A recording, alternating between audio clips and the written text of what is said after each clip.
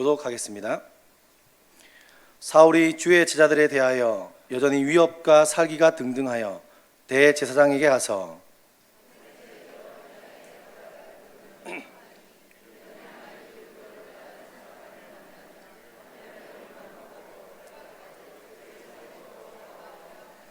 사울이 길을 가다가 다메섹에 가까이 이르더니 홀련히 하늘로부터 빛이 그를 둘러 비추는지라.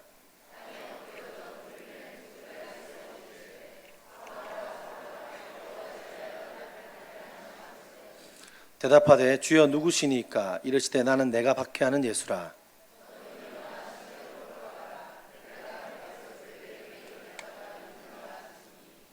같이 가던 사람들은 소리만 듣고 아무도 보지 못하며 말을 못하고 서 있더라.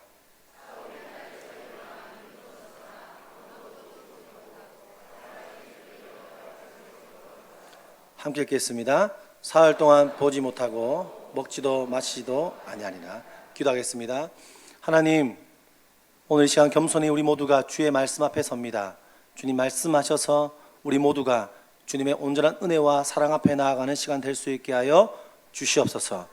우리의 소망 되시는 예수 그리스도 이름으로 기도드렸습니다. 우리 앞뒤적으로 한번 고백하겠습니다. 주님의 사랑으로 축복합니다. 아멘.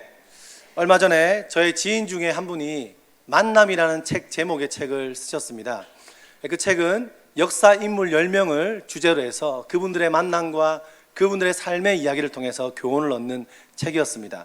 저자 사인본이 제주까지 날아와서 이번 주 한 주 동안 아주 흥미있고 재미있게 그들의 만남에 대한 이야기를 읽어보는 시간을 가졌습니다.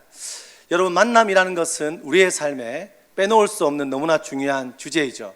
우리는 모두 다 만남을 가지고 살아가기 때문입니다. 우리는 태어날 때부터 부모를 만납니다. 태어나면서 가족을 만납니다.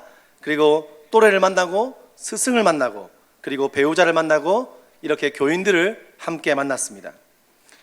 모든 참된 삶은 만남이다라고 했던 마틴 부부의 말처럼 만남은 우리 인생에 빼놓을 수 없는 부분입니다. 저는 다음 세대를 담당하고 다음 세대 사역자로서 그들을 교육하면서 기도하는 것 중에 하나가 결코 빼놓을 수 없는 기도는 그것입니다. 하나님, 이 아이가 시험을 잘 치게 해주세요. 성적을 잘 받게 해주세요. 돈을 많이 벌게 해주세요. 이것도 하고 싶은 기도지만 그 기도보다 더 소중한 기도는 한 가지입니다. 하나님, 우리 아이들이 다음 세대 아이들에게 만남의 복을 허락하여 주시옵소서. 늘 그런 기도를 아이들을 위해서 하게 됩니다. 그래서인지 우리 자녀들에게도 그런 기도를 우리가 하지 않습니까? 저도 5살 그리고 9개월의 아이가 있는데 벌써부터 머리에 손을 올리고 하나님, 만남의 축복을 주시옵소서. 좋은 친구 만나게 하시고 저처럼 예전에 많이 방황하지 말고 좋은 친구 만나고 좋은 배우자 만나게 해주십시오라고 기도를 합니다. 그런 기도를 했는데 기도를 너무 하나님이 잘 들어주셨는지 5살짜리 아들이 벌써 여자친구가 생겨서 손을 잡고 가는 모습을 보면서 만간이 교차하고 특별히 엄마가 굉장히 힘들어하는 것을 보았습니다.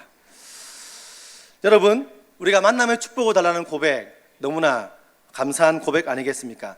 여러분들에게 그 만남의 축복이 있기를 소망합니다. 우리 한번 옆사람과 고백합시다. 만나 주셔서 감사합니다. 아멘. 오늘 본문은 기독교에서 가장 유명한 만남이 나오고 있습니다. 바로 바울의 다메섹 도상에서 예수님과의 만남이죠.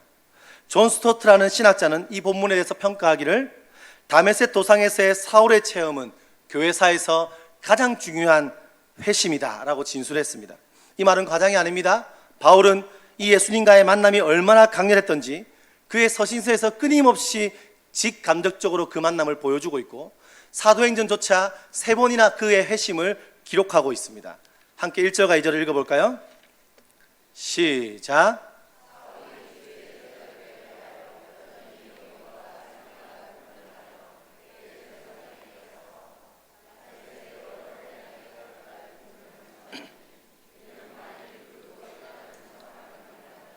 남자를 막론하고 결박하여. 아멘. 누가는 8장을 마치고 9장으로 급박하게 바울을 소개하고 있습니다. 바울에 대해서 묘사하기를 여전히 위협과 살기가 등등하다라고 이야기하고 있습니다. 여러분, 바울은요 과거에 어떤 상태였습니까?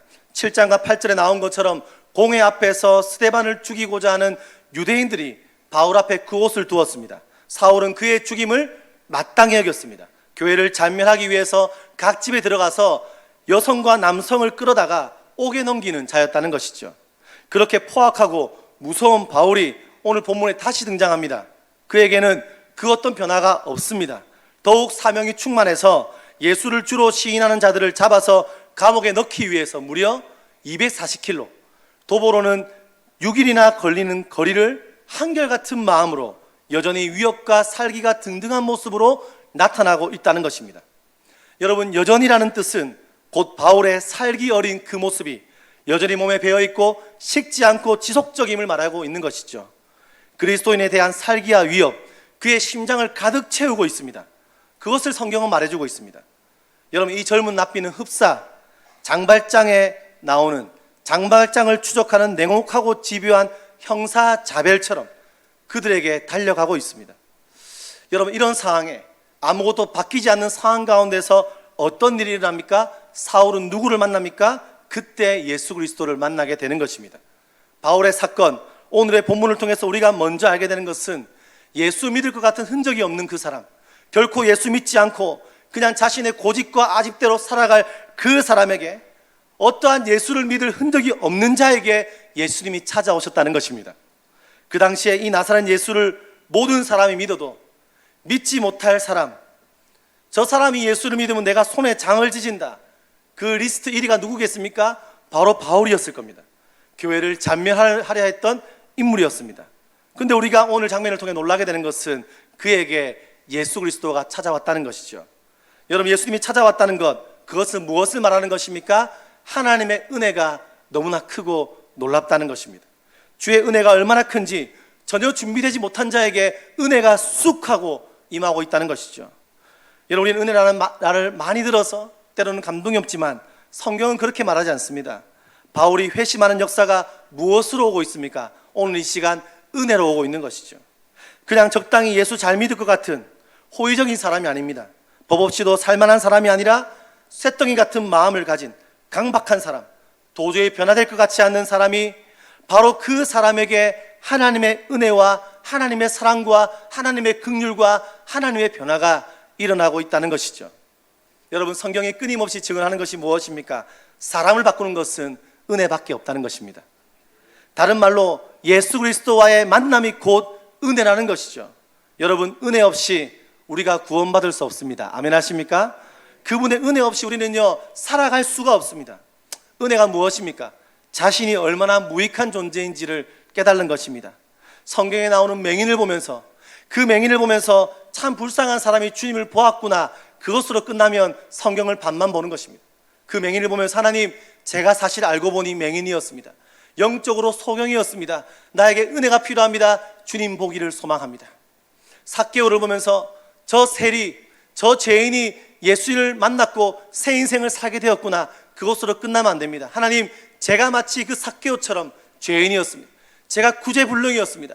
제가 주님의 은혜 없이는 살아갈 수 없는 자였는데 주님께서 저를 찾아오셔서 저를 만나주셔서 지금의 제가 있습니다. 이 고백을 드릴 줄 아는 것이 믿음의 사람일 것입니다. 여러분, 자신이 꽤 괜찮은 사람인 줄 알면 어쩌면 은혜를 잘 모르는 사람일 수 있습니다. 우리는 노틀담의 곱추보다 못났고 저 악한 히틀러보다 더 악한 존재들일 수 있습니다. 하나님의 사랑이, 그러나 하나님의 사랑이요 우리를 품은 것이죠. 계시록에 보면 셀 수 없는 무리가라는 말이 있습니다. 그 말은 자기의 생각보다 천국에 가보니까 천국에 사람들이 너무 많다는 것입니다. 천국에서 말합니다. 어떻게 이런 사람도 천국에 왔지? 어떻게 이런 사람을 하나님이 용서했지라고 의문을 품고 화를 낼 수 있습니다. 그때 옆에서 어떤 사람이 이렇게 말합니다. 걱정하지 마, 너도 천국 왔잖아. 우리는 이런 사람 저런 사람 우리의 잣대를 대고 천국 가지 못할 사람들을 말하지만, 우리의 기준으로는 그렇게 보고 있지만 하나님의 은혜가 임하면 그들 역시 그리스도의 자녀가 되고 구원받는 줄 믿으시기를 바랍니다. 하나님은 그렇게 우리를 품으셨고 지금도 우리를 품고 있고 우리의 삶을 품어서 우리 곳에 와서 예배할 수 있는 줄 믿습니다. 여러분, 바울처럼 악독한 사람에게도 그 은혜의 깊이와 넓이와 높이가, 그 힘의 강함이 얼마나 높고 깊은지 그 은혜가 미치지 못하는 것이었고 그 은혜가 바꾸지 못할 것이 없는 것입니다.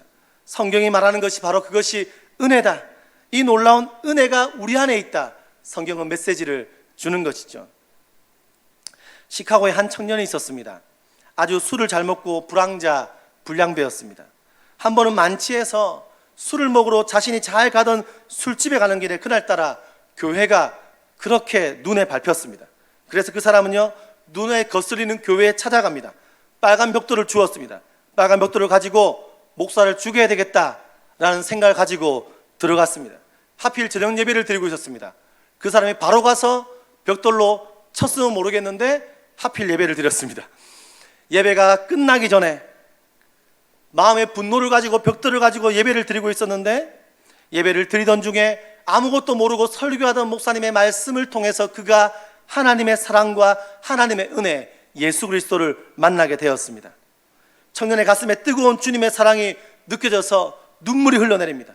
그는 그 자리에서 벌떡 일어나서 앞으로 뚜벅뚜벅 걸어가서 빨간 벽돌을 내려놓고 예수 그리스도를 영접했다고 합니다. 30년이 지난 후 그는 선한 사마리아인 릴리란 별명으로 항상 가난한 이웃과 불황자들과 어려운 사람들을 돕는 목회자가 되어 있었습니다. 그가 언젠가 죽음을 맞이할 때 많은 사람들이 슬퍼했는데 그에게 유품이 나왔는데 좀 특별한 유품이 나왔습니다. 그것이 뭐냐면 바로 빨간 벽돌이었다고 합니다. 그 벽돌에 특징이 있었습니다. 그 벽돌에 그렇게 손때가 많이 묻어 있는 거예요. 근데 그 손때가 어떻게 묻어 있냐? 거의 벽돌이 패일 정도로 묻어 있었습니다. 왜 이럴까 보니까 일기장을 보니 그 이유를 알게 되었습니다. 그의 일기장에 보니 이렇게 적혀 있습니다. 나는 밤마다 저녁이 될 때마다 나는 목사님을 그 벽돌로 때려 죽이려 했을 정도로 엉망이었던 나 같은 사람을 찾아오셔서 사랑해 주신 그 예수님과의 만남을 잊을 수가 없어서 밤마다 이 벽돌을 만지면서 하나님 죄송합니다, 하나님 죄송합니다, 하나님 죄송합니다를 연신 기도하고 고백했다는 것입니다. 여러분, 이 벽돌 안에는 쓰레기 같은 인생이라도 받아주시는 하나님의 사랑이 들어있습니다. 오늘 바울은요, 그 사랑을 만난 것입니다. 그래서 바울은 그 사랑을 경험하고 그 만남을 가지고 그 은혜가 너무 충만하니까 그의 삶의 수많은 고백은 끊임없이 그 은혜와 사랑을 이야기합니다. 바울은 예수를 만나고 시간이 흘러서 에베소에 있는 성도들에게 그 하나님과의 만남에 대해서 이렇게 표현합니다. 에베소 3장 19절을 함께 읽어볼까요? 시작.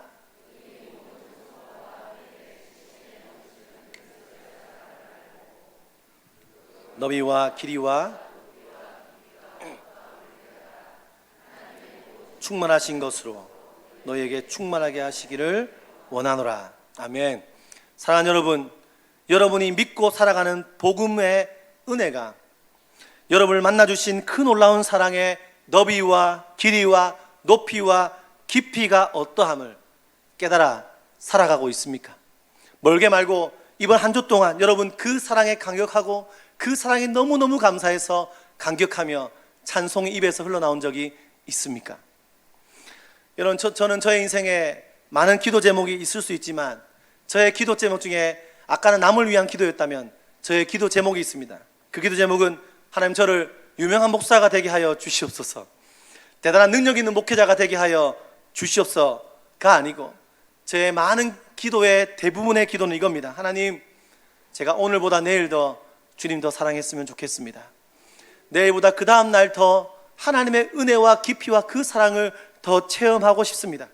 설교를 하고 말씀을 전하고 학생들을 만나고 그들에게 하나님의 사랑을 말하는데 마음이 무감각하게 있지 않기를 소망합니다. 그래서 때가 되면 매일같이 주님 더 사랑해서 나의 자녀들에게 유언으로 내 구주 예수를 더욱 사랑, 내 구주 예수를 더욱 사랑, 내 진정 소원이 더욱 사랑, 이 고백하기를 소망합니다. 여러분, 이런 기도를 자주 드릴 때가 있습니다. 여러분, 여러분의 삶의 기도 제목은 무엇인가요? 우리가 많은 기도 제목이 있지만 다시 한번 예배를 통하여 주님께 고백하고 해야 될 기도가 있다면, 하나님, 다시 한번 내 마음과 내 삶에 하나님의 은혜가 필요합니다. 하나님을 체험하고 싶습니다. 내 마음이 무감각하기를 소망하지 않습니다. 아까 말했던 것처럼 예수 사랑합니다, 예수 사랑합니다. 내 마음에 넘쳐나고 주를 향한 갈망이 넘쳐납니다. 이 고백이 우리의 고백이 되었으면 좋겠습니다. 사울은 자신에게 이런 놀라운 일이 일어날 것이라고 상상조차 하지 못하며 다메섹에 거의 도착했습니다. 이제 다메섹에서 성도들을 붙잡아서 데려가는 목표, 하나님을 위한 자신의 열심을 따라서 다메섹에 다다랐습니다. 근데 갑자기 하늘로부터 빛이 저를 둘러 비치고 있습니다. 3절과 4절입니다. 함께 읽어보겠습니다. 시작.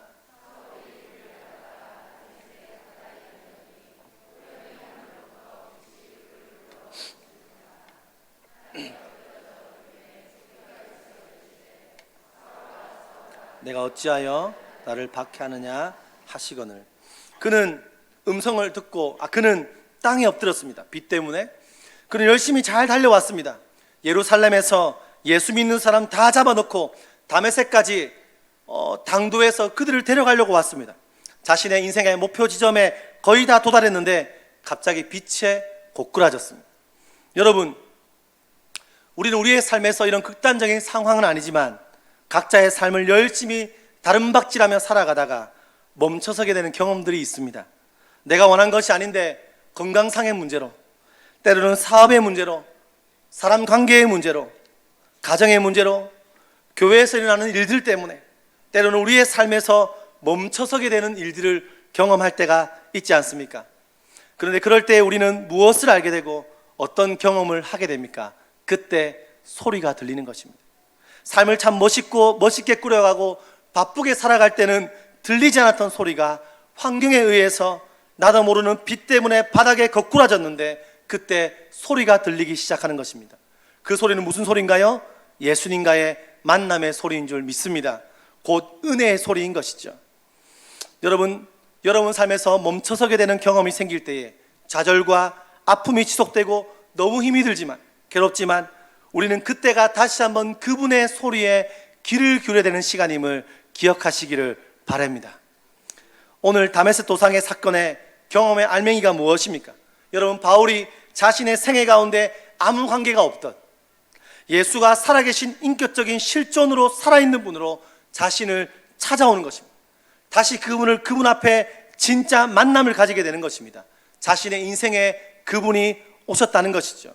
그것이 바로 바울의 다메섹 사건입니다. 바울은 이제 종교적인 자가 된 것이 아니고 하나님과 관계하는 자가 되었다는 것입니다.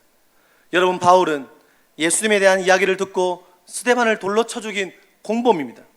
바울은 그렇게 길을 틀어막고 예수가 하나님의 아들임을 믿지 않고 예수가 죽고 부활하시고 예수가 온 땅을 다스리는 분이라는 그런 이야기를 듣고 싶어 하지 않았는데 오늘 다메섹 도상에서 예수를 어떻게 합니까? 실제로 경험하고 만나고 있는 것입니다.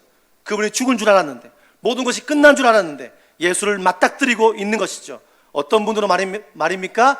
예수님이 살아있는 분으로 만나고 있습니다. 여러분 삶에 예수 그리스도가 살아계신가요? 우리의 가정에 예수 그리스도가 살아계십니다. 바울은 이렇게 고백하죠. 고린도전서 15장 8절에서 맨 나중에 만삭되지 못하여 난 자 같은 내게도 보이셨다. 9절에서 나는 사도 중에 가장 작은 자라. 나는 하나님의 교회를 박해하였으므로 사도라 칭함을 받기를 감당하지 못할 자니라. 그러나 내가 나 된 것은 하나님의 은혜로 된 것이니 내게 주신 그의 은혜로 된 것이니 내게 주신 그의 은혜가 헛되지 아니하여 내가 모든 사도보다 더 많이 수고하였으나 내가 한 것이 아니요 오직 나와 함께 하신 하나님의 은혜로다. 여러분은 이런 극단적인 상황이 아니라도 본문을 통해 우리는 질문할 수 있습니다. 예수님을 경험하며 살아가고 있습니까? 교회를 나오는지 예배로 오시는지를 묻는 것이 아닙니다. 어떤 봉사를 하는 것이 묻는 것이 아닙니다. 여러분, 하나님이 살아계신 인격으로 여러분 삶에 좌정하시고 함께 하시고 여러분 삶을 불뜨고 있다는 사실이 여러분 마음에 와닿고 있습니까? 기가 막힌 아픈 상황 속에서도 그 어려움과 고난 속에서도 구체적으로 하나님은 나의 가정에 일할 수 있는 분이시며 나의 자녀들 문제 가운데 동일하게 일하시고 내 삶에 함께 하시고 내 삶에 자정하시고 우리의 삶과 가정과 직장과 살아가는 모든 삶의 주인으로 오셔서 진짜 그 삶의 문제를 해결할 분이 주님이심을 여러분 믿으며 살아가시나요? 여러분, 우리의 모든 삶에 실제적으로 살아계신 그분이 우리의 왕인 줄 믿으시기를 바랍니다. 여러분, 이것이 바로 복음입니다. 이것이 바로 만남이며 은혜입니다. 여러분, 구원을 이루는데 한 것이 아무것도 없지 않습니까? 성경은 말합니다. 의인은 없나니 하나도 없으며 깨달은 자도 없고 하나님을 찾는 자도 없고 선을 행하는 자도 없나니 하나도 없다. 우리가 바로 그런 존재라는 것이죠. 허물과 죄로 죽었던 우리였습니다. 그런데 그분이 관건적으로 우리를 찾아와 주셨습니다. 그분이 지금도 우리의 삶의 현장에 구체적으로 살아계셔서 역사하는 분이라는 것입니다. 무엇 때문에요? 우리를 불러서 써먹기 위해서요? 아닙니다. 우리를 통해서 대단한 일을 하려고 부르신 것이 아닙니다. 한 가지 이유입니다. 그것은 바로 우리를 사랑하시기 때문입니다. 하나님이 세상을 이처럼 사랑하사 독생자를 주셨다. 하나님은 전 열방을 위해서 오셨고 세상을 사랑했지만 그뿐 아니라 오직 우리 한 명을 위해서도 오신 줄 믿습니다. 99마리의 양이 있지만 한 마리밖에 없는 떠나간 우리 양을 위해서 선한 목자이신 그분은 우리를 추적하고 우리를 사랑하고 나를 위해서 오셨다는 것이죠. 저는 이 말씀을 읽을 때마다 생각나는 찬양이 있습니다. 아시는 분은 불러보면 좋겠는데요. 하나님 사랑의 눈으로 너를 어느 때나 바라보시고 하나님 인자한기로서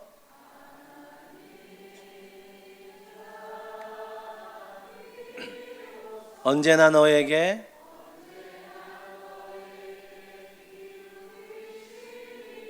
어두움의 밝은 빛을 비춰 너의 작은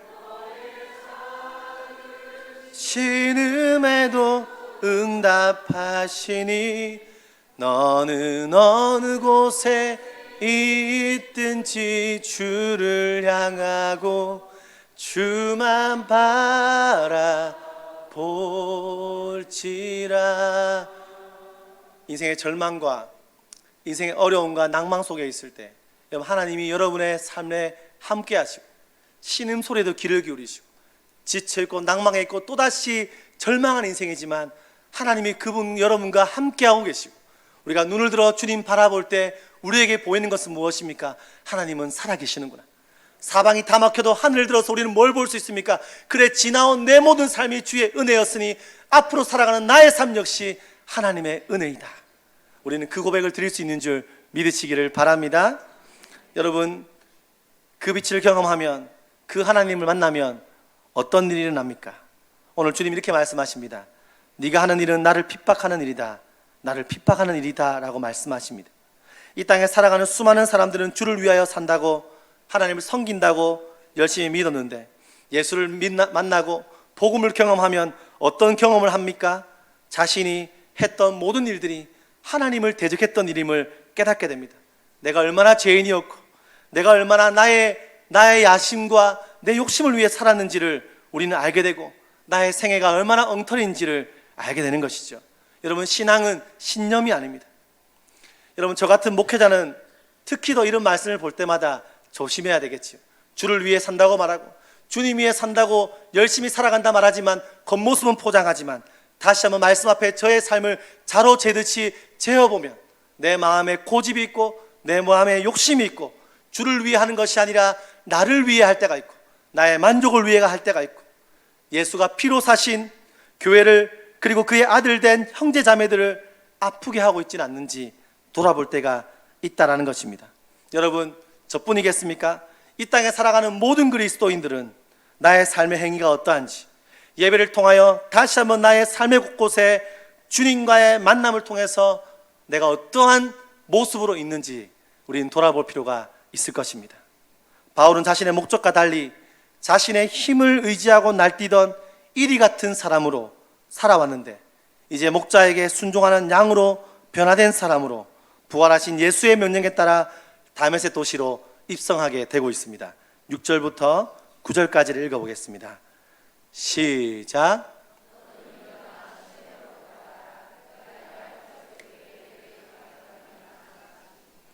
같이 가던 사람들은 소리만 듣고 아무도 보지 못하여 말을 못하고 서 있더라. 보지 못하고 사람의 손에 끌려 다메섹으로 들어가서 사흘 동안 보지 못하고 먹지도 마시도 아니하니라. 여러분, 이 본문에 대해서 한 신학자는 이렇게 표현합니다. 바울은 자신의 인생을 자신의 힘으로 살아왔는데 이제는 하나님께 붙들린 인생이 되었다. 우리는 우리의 결단으로 우리의 삶을 살아야 할 것 같지만 우리 인생의 가장 중요한 것이 무엇입니까? 우리 모두는 주님께 붙들린 인생이 되어야 합니다. 하나님께서 우리를 부르신 이유가 대단한 일을 해라고 부른 것이 아닐 것입니다. 우리 힘으로 다메섹으로 가는 것이 아닙니다. 그분께 붙들려 다메섹에 들어가는 것이고, 바울의 인생이 그랬듯이 내 힘이 아니라 주님께 붙들린 바 되어야, 주님께 붙들려야만 주님 원하시는 길대로 더 멀리 갈 수 있는 것입니다. 여러분, 자녀들을 어떤 사람으로 세우고 싶으십니까? 여러분, 자녀들이 우리의 힘으로 내가 붙들면 안 됩니다.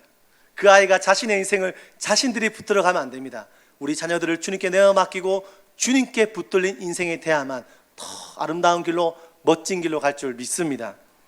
여러분, 얼마나 놀랍습니까? 부활하신 예수를 극적으로 만나게 된 사울은 예수를 핍박하는 자에서 예수의 그릇으로 선택함을 입어 예수 때문에 핍박받는 자로 변화되어 다시 태어나고 있습니다. 예수를 따르던 자들은 그렇게 회방하고 잔멸하려 했던 사울이 그리스도 놀라운 사랑의 은혜를 만남으로 변화되고, 이제는 그 만남을 다른 사람에게 전달하고 다른 사람에게 말해주는, 특별히 이방인들에게 이 만남이 얼마나 소중하고 놀랍냐를 이야기하는 거듭나는 장면을 우리는 오늘 보게 되는 것입니다. 여러분, 그 하나님의 은혜와 그 사랑과 이 만남의 축복이 여러분들에게 있기를 주 안에서 축복합니다. 말씀에 결론을 맺으며 저는 제가 참 자주 즐겨 읽고 사랑하는 이 본문을 반복해서 읽으면서 얼마 전에 저희 중고등부 아이들에게 나누었던 한 이야기가 떠올랐습니다. 그것은 바로 연변과기대 교수인 정진호 교수님이 쓰신 치유의 꿈 루카스 이야기의 내용입니다. 정진호 교수는 2001년 6월 토론토에 머물면서 한 장애인 공동체 데이브레이크에서 일어난 실화를 접하게 됩니다. 지적 능력이 10살이 채 되지 않는 장애인 부부가 사랑을 하게 되었습니다. 그러다가 하지만 우여곡절 끝에 그들이 사랑하여 아기를 갖게 되었습니다. 그러나 얼마 지나지 않아서 배에 통증이 나서 병원에 가보니 유산이 되었다는 이야기를 듣게 됩니다. 두 번째, 포기하지 않고 또 아이를 가지게 되었습니다. 그러니까 두 번째 역시 똑같은 일이 반복되었습니다. 그들은 포기하지 않았고 자신들의 아이를 갖고 싶었습니다. 세 번째 아이를 임신하였습니다.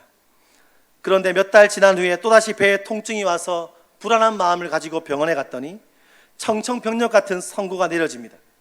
아이는 죽지는 않았는데 정밀 검사를 해보니 아이의 뇌가 머리 밖으로 나와 있다는 것입니다. 치명적인 장애가 발견되었다는 것입니다. 이런 경우는 아이가 죽지 않고 세상에 나와도 호흡 장애를 일으켜서 15분을 살기가 힘들 것이라고 인공유산을 단호하게 권했습니다. 이 부부가 얼마나 낙심되었겠습니까? 지난 몇 주 동안 얼마나 사랑하며 어루만지던 생명인데 내 손으로 죽여야 하다니 고민했지만 도무지 그럴 수가 없습니다. 그들은 의사에게 이 아이를 키우겠다고 이야기합니다. 의사는 말하기를 버럭 화를 내면서 당신들이 아이를 낳은 후에 받는 큰 상처는 지금 인공유산을 하는 것보다 더 큰 상처가 될 것이라고 그들에게 다시 한번 충고를 합니다. 그러나 그 부부는 듣지 않고 집으로 돌아왔습니다. 그때부터 뱃속에 이 아이에 대한 모든 사랑이 나타납니다. 지극한 사랑이 시작됩니다. 왜? 아이에게 줄 사랑이 얼마 없기 때문입니다.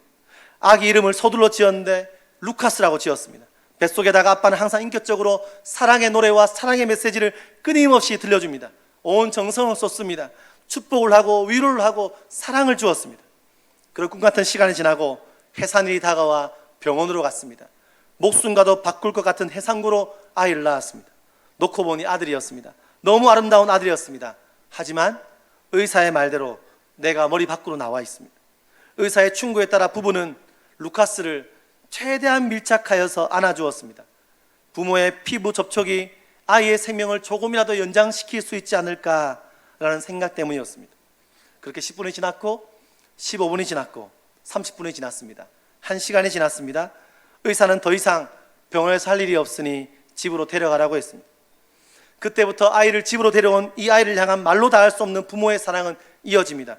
서둘러서 유아 세례를 베풉니다. 왜? 그가 언제 꺼질지 모르는 생명이기 때문입니다. 그리고 하루도 빼놓지 않고 하루도 거르지 않고 그 아이를 위해서 이 공동체에서 함께 매일같이 생일잔치를 열어줍니다. 매일 잔치를 열어주고 축복을 해줍니다. 그 아이를 위해서 선물을 가져다 줍니다.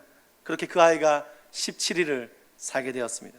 17일 지나 어느 날 호흡이 가빠지더니 생명을 잃게 되었습니다. 눈물의 장례식이 치러지고 많은 사람이 아쉬워하며 장례식이 마쳤는데 마칠 때에 마지막으로 루카스의 아버지가 이렇게 이야기합니다. 저는 루카스로 인해 비로소 아버지가 될 수 있었습니다. 나를 아버지로 만들어준 내 아들 루카스에게 감사한 마음뿐입니다. 여러분, 이 루카스의 인생이 어떻습니까? 불행해 보입니까? 저는 그렇게 여겨지지 않습니다.